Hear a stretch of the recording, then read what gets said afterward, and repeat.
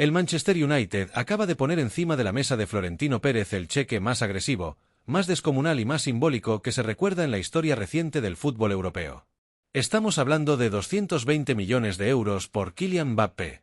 Una cifra que no solo rompe el mercado, sino que lo reescribe por completo en tiempo real, porque ya no es una simple negociación entre clubes, es una declaración de intenciones a nivel global, un mensaje directo al Real Madrid, a la Champions League y al fútbol mundial entero. Y no es solo el número. Es el contexto. Es el momento. Es la forma en la que esta propuesta llega justo cuando el proyecto del Real Madrid parecía haber alcanzado una estabilidad casi quirúrgica, como si todo estuviera perfectamente encajado en una maquinaria diseñada para dominar Europa durante años. Pero este tipo de ofertas no buscan equilibrio. Buscan desestabilizar. Buscan romper narrativas. Buscan obligar a tomar decisiones que nadie quiere tomar. Y atención, porque lo verdaderamente impactante aquí no es únicamente la oferta en sí. Lo realmente explosivo es lo que empieza a filtrarse desde dentro del propio Real Madrid, donde por primera vez desde la llegada del francés al Santiago Bernabéu, ya existirían voces relevantes del club que no descartan en absoluto una salida. Y esto, en el contexto madridista, es una auténtica bomba interna. Porque no estamos hablando de un jugador cualquiera. Estamos hablando de Mbappé. Del fichaje galáctico. Del proyecto bandera. Del futbolista que durante años representó el deseo imposible convertido en realidad. Y sí, lo voy a decir de forma completamente directa, aunque sé que esto va a dividir al madridismo en dos bandos irreconciliables, yo vendería a Mbappé. Sin miedo, sin dramatismos y sobre todo pensando en el Real Madrid como institución antes que en cualquier nombre propio, por grande que sea. Yo soy Nilsson del canal El Madridista, y hoy vamos a analizar por qué esta propuesta del Manchester United puede ser mucho más que una simple locura de mercado. Puede convertirse en la decisión estratégica más importante de la era moderna del club. Vamos a entender qué está pasando realmente dentro del vestuario, qué tensiones se están generando, y por qué cada vez más gente dentro del entorno blanco empieza a ver esta operación como una posible solución y no como un problema. Porque aquí ya no hablamos solo de fútbol. Hablamos de convivencia interna, de jerarquías, de equilibrio de vestuario, de estructuras emocionales dentro de un equipo de élite. Y sobre todo hablamos de algo que en el Real Madrid siempre ha sido sagrado. El escudo está por encima de cualquier jugador, por encima de cualquier estrella, por encima incluso del mayor talento del planeta. Y cuanto más se analiza lo que está ocurriendo dentro de Valdebebas, más claro queda que la llegada de Mbappé no solo generó ilusión. También generó fricciones. También generó reajustes. También generó tensiones silenciosas que no siempre se ven en cámara, pero que se sienten en el rendimiento del equipo. Y esto es clave, porque el fútbol de élite no se decide solo en el césped, sino los pequeños equilibrios invisibles que sostienen un vestuario. Hay jugadores que, sin decir una palabra, cambian la dinámica de un grupo entero. Y hay fichajes que, incluso siendo exitosos en lo individual, alteran la estructura colectiva hasta un punto en el que el rendimiento global se resiente. Y ese es el debate real que empieza a emerger alrededor de Mbappé, no su calidad, no su talento, no su capacidad goleadora, sino el impacto total de su presencia en el ecosistema del equipo. Porque el Real Madrid no es un club cualquiera. Aquí no se mide el éxito únicamente en goles o en estadísticas. Se mide en títulos, en control emocional de las grandes noches, en jerarquías claras, en roles definidos y en una idea muy concreta de lo que significa competir bajo presión extrema. Y cuando esas piezas empiezan a moverse, aunque sea ligeramente, el efecto dominó puede ser mucho más profundo de lo que parece desde fuera.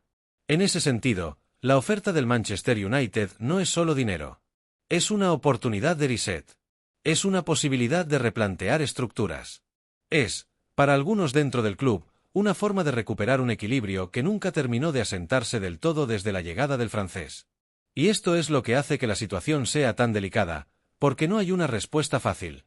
Por un lado, tienes al jugador franquicia, al nombre que debía liderar una era, al icono global que el madridismo esperaba como el heredero natural de la historia galáctica del club. Y por otro lado, tienes una realidad deportiva compleja, donde el equipo sigue buscando su forma definitiva, donde las automatizaciones ofensivas aún no son tan fluidas como se esperaba, y donde cada ajuste táctico parece tener un coste invisible en otra parte del sistema. Y en medio de todo esto aparece el Manchester United, no como un club cualquiera, sino como un gigante dormido que intenta recuperar su estatus a base de golpes de mercado que sacuden todo el ecosistema europeo. 220 millones no es una cifra negociadora. Es una cifra disruptiva.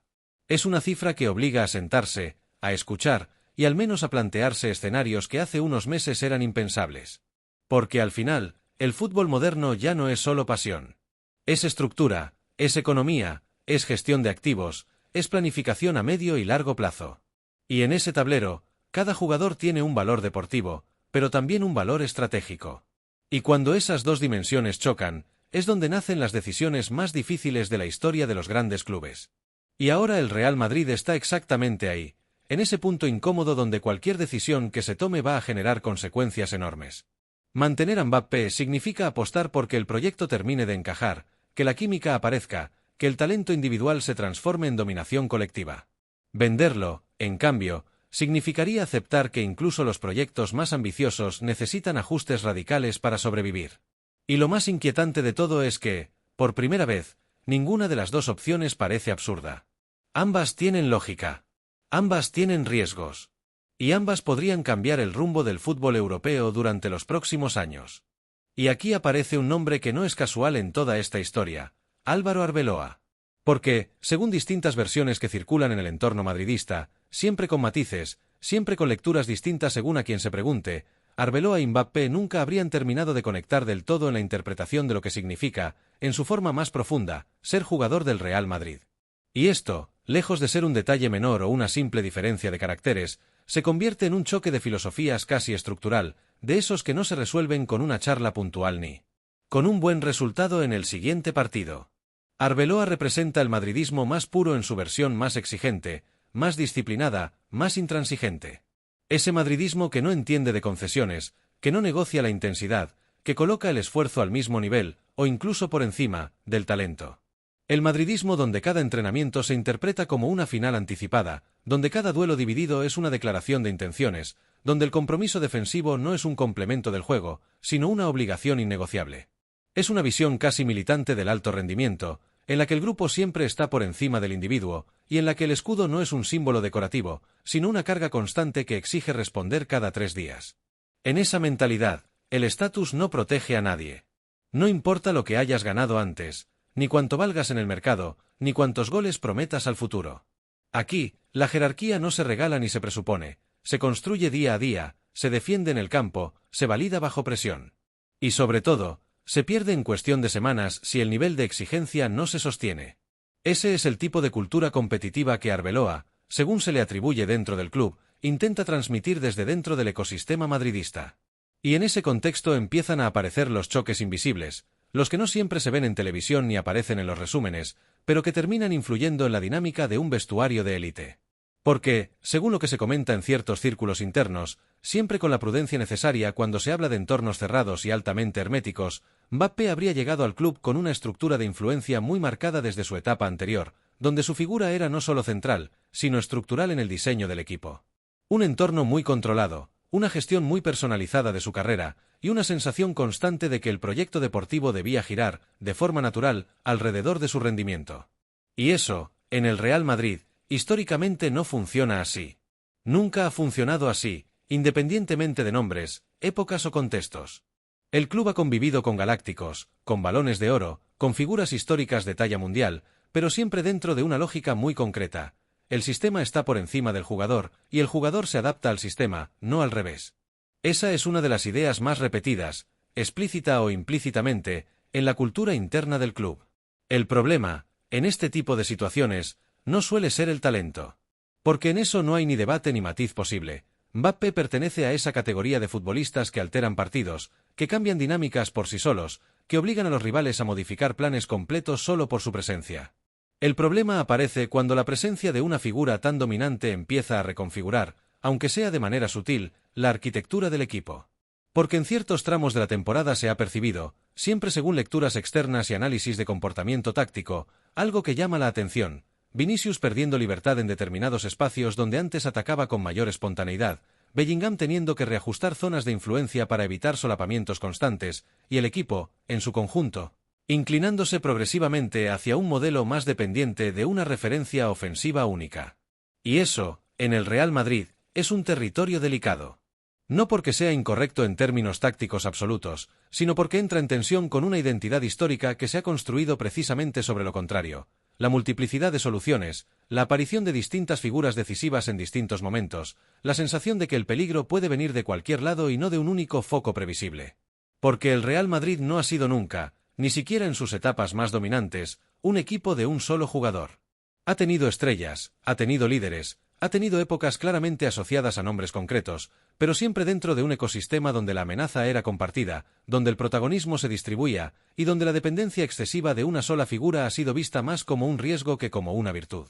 Y es precisamente ahí donde nace el debate real, el que no se resuelve con titulares ni con narrativas simplificadas. No se trata de si un jugador es mejor o peor que otro, ni de si un estilo es más moderno o más clásico. Se trata de cómo se equilibra una estructura colectiva cuando conviven múltiples egos de élite, múltiples expectativas externas, y múltiples formas de entender lo que significa liderar un proyecto de este nivel. En ese punto, cualquier fricción, real o percibida, explícita o implícita, deja de ser un simple detalle interpersonal y pasa a convertirse en una cuestión de arquitectura deportiva. Porque en clubes de este tamaño, los pequeños desajustes no se quedan en pequeños problemas. Se amplifican, se interpretan, se analizan hasta el extremo, y acaban influyendo en la manera en la que el equipo se comporta en los momentos más decisivos de la temporada. Y por eso, más allá de nombres propios, lo que realmente está en juego es algo mucho más profundo: la capacidad del Real Madrid para integrar talento generacional sin renunciar a su identidad histórica, manteniendo ese equilibrio tan frágil entre la libertad individual y la disciplina colectiva que, al final, es lo que ha definido su grandeza durante décadas. Ni con Cristiano Ronaldo, que fue probablemente el jugador más decisivo de todos los tiempos en el club, el sistema dejó de ser colectivo en su esencia. Incluso él acabó integrándose en una estructura donde el equipo potenciaba su figura, pero no dependía exclusivamente de ella. Y eso, con el paso del tiempo, se convirtió casi en una seña de identidad del Real Madrid moderno. Estrella sí, pero dentro de un engranaje que no se detiene por nadie. Porque el Madrid, incluso en sus épocas más galácticas, siempre ha sobrevivido a sus propios galácticos. Zidane, Figo, Ronaldo Nazario, Beckham, Cristiano, todos fueron decisivos, todos marcaron eras, pero ninguno consiguió alterar por completo el principio fundamental del club: la institución está por encima del individuo. Y aquí es donde Florentino Pérez empieza a enfrentarse a un dilema profundo, casi filosófico, más allá de lo deportivo. Porque su idea inicial era clara: construir un nuevo ciclo galáctico alrededor de una superestrella generacional, alguien que no solo garantizase goles, sino también un impacto global capaz de redefinir el mercado, la narrativa mediática y el dominio competitivo del club durante la próxima década. Pero la realidad interna parece ser más compleja de lo esperado. Porque dentro del propio club empieza a existir la percepción de que Mbappé no solo aporta desequilibrio ofensivo, velocidad diferencial y capacidad de decidir partidos cerrados, sino también un reajuste constante del sistema que afecta a la fluidez natural del equipo. Cada movimiento táctico parece, de alguna manera, girar en torno a su posición, a su libertad, a su necesidad de recibir en determinadas zonas. Y eso, en un equipo acostumbrado a mecanismos más distribuidos, genera tensiones silenciosas que no siempre se ven en el marcador, pero sí en la circulación del balón. Y además, hay otro factor todavía más delicado: el propio jugador tampoco estaría completamente cómodo en su entorno actual. Según informaciones procedentes de su círculo cercano en Francia, Mbappé habría imaginado un escenario con más control deportivo, más peso estructural en las decisiones tácticas, más protagonismo absoluto desde el primer día, casi como si el proyecto tuviera que construirse alrededor de su figura sin ambigüedades ni fases de adaptación prolongadas. Pero el Real Madrid no concede ese tipo de estructuras. El Real Madrid exige adaptación, no adaptación del club al jugador. Y esa diferencia, que puede parecer sutil en el discurso, en la práctica lo cambia todo. Porque en el Madrid nadie juega para alguien, todos juegan con todos, incluso cuando hay una estrella que marca diferencias. Y aquí se abre otro problema aún más profundo: la convivencia entre expectativa y realidad. Mbappé llega como heredero simbólico de una era, pero se encuentra con un ecosistema donde las jerarquías no se entregan, se ganan día a día. Donde el vestuario tiene memoria, peso y equilibrio propio. Y donde cualquier desequilibrio interno puede tardar semanas en resolverse, incluso si los resultados acompañan. Y mientras tanto, el entorno mediático no ayuda. Cada partido, cada decisión táctica, cada sustitución o falta de protagonismo se analiza como si fuera una declaración institucional. El ruido externo se convierte en presión interna, y la presión interna se convierte en expectativa constante. En ese contexto, cualquier sensación de incomodidad se amplifica. Y aquí aparece otro factor clave: la comparación inevitable con otros líderes del pasado reciente. Cristiano Ronaldo no solo fue un goleador, fue un punto de referencia competitivo absoluto durante años. Pero incluso él tuvo que evolucionar su juego, aceptar matices, ajustar su rol en función de entrenadores, sistemas y momentos de forma del equipo. Nadie quedó al margen de esa dinámica. Pero Mbappé, por perfil generacional y contexto de carrera, llega con una percepción distinta de su propio papel en la historia. No como una pieza más dentro de un engranaje perfecto, sino como el eje central de un proyecto diseñado para maximizar su impacto desde el primer instante. Y esa diferencia de enfoque puede generar fricción, aunque no necesariamente visible en el corto plazo. A esto se suma un elemento táctico que no es menor, la redistribución de roles ofensivos. Cada vez que Mbappé ocupa zonas interiores o parte desde posiciones específicas, otros jugadores ven reducido su espacio natural. Extremos que deben ajustarse, delanteros que cambian de zona, mediocampistas que asumen más responsabilidad de la construcción para compensar los desajustes. Todo el sistema se reorganiza de forma casi permanente. Y aunque el talento individual puede compensar muchas cosas, el fútbol de élite sigue dependiendo de automatismos, de patrones repetidos, de química colectiva. Cuando esos mecanismos se alteran constantemente, el equipo puede volverse más impredecible, pero también menos estable. Y en paralelo, hay otro factor todavía más delicado en la sombra, la percepción del vestuario. No como conflicto abierto, sino como ajuste de expectativas. Porque cuando llega un jugador con estatus global absoluto, inevitablemente cambia la forma en que todos los demás interpretan su rol, su importancia y su futuro dentro del proyecto. Incluso los líderes establecidos deben redefinir su espacio. Pero el Real Madrid no es un club que colapse ante ese tipo de tensiones. Al contrario, muchas veces las utiliza como combustible competitivo. Sin embargo, eso no significa que el proceso sea limpio o inmediato. Y mientras todo esto ocurre dentro, fuera se empieza a construir otro escenario completamente distinto. Porque el PSG está prácticamente descartado como destino. La relación institucional está rota, el desgaste es enorme y el contexto no permite una vuelta atrás. No es solo una cuestión deportiva, sino también política, mediática y personal. El ciclo se cerró con demasiadas tensiones acumuladas, demasiadas expectativas incumplidas y demasiadas narrativas enfrentadas. Y eso deja un escenario muy reducido, casi cerrado. Y es ahí donde aparece el Manchester United. Un club que necesita reconstruirse desde cero, no solo en lo deportivo, sino en lo identitario. Un club que lleva años buscando una figura capaz de volver a colocarlo en el centro del fútbol mundial, no como recuerdo histórico, sino como potencia actual. Un club que no solo necesita goles, necesita impacto global, necesita marketing deportivo, necesita liderazgo mediático y necesita una narrativa que vuelva a conectar Old Trafford con la élite absoluta. Mbappé encaja perfectamente en ese perfil. No solo por su rendimiento, sino por lo que representa: juventud, estatus global, capacidad de arrastrar audiencias, poder comercial inmediato y una proyección mediática capaz de transformar cualquier proyecto en cuestión de meses. Mientras tanto, el Real Madrid recibiría 220 millones de euros. Y eso no es simplemente una venta. Es una transformación estructural completa.